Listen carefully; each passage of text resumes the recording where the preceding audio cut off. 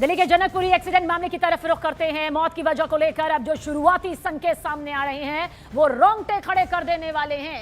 सूत्रों के मुताबिक मौत की प्राथमिक वजह ट्रॉमेटिक एसिफिस्किया मानी जा रही है और बताया जा रहा है कि पीड़ित अपनी मोटरसाइकिल के साथ मिट्टी के गड्ढे में गिर गया था और गिरते ही गड्ढे की मिट्टी उसके मुंह और नाक में भर गई, जिससे उसे सांस लेने में दिक्कत हुई, परेशानी हुई और धीरे धीरे दम घुटने की वजह से जान चली गई। इसी दौरान उसकी छाती पर भारी दबाव पड़ा। आशंका जताई जा रही है कि दबाव किसी भारी वाहन के गिरने या दबने की वजह से हुआ, जिसने हालात को और ज्यादा भयावह बना दिया। डॉक्टर्स के मुताबिक पोस्टमार्टम में एक और चौंकाने वाला तथ्य सामने आया है।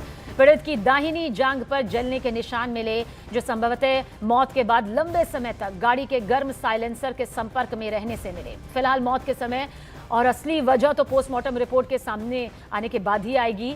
सच जो भी हो, यह हादसा सिस्टम, सुरक्षा और सड़क व्यवस्था पर एक बड़ा सवाल यहां पर खड़ा करता है।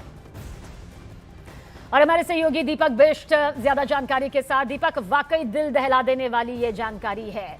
मौत और दर्दनाक मौत का जो ये फासला यहाँ पर रहा, क्या कुछ निकलकर सामने आ रहा है?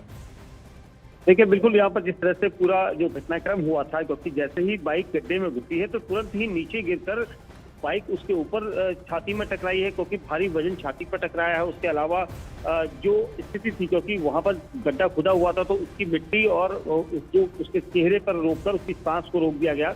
ये सारी चीजें शुरुआती दौर में इनिशियल स्टेज पर प्रीलिमिनरी रिपोर्ट में यहाँ पर आनी थी और इसी वजह से वो सारी चीजें जानकारी सामने आ रही है, क्योंकि छाती पर दबाव हुआ था।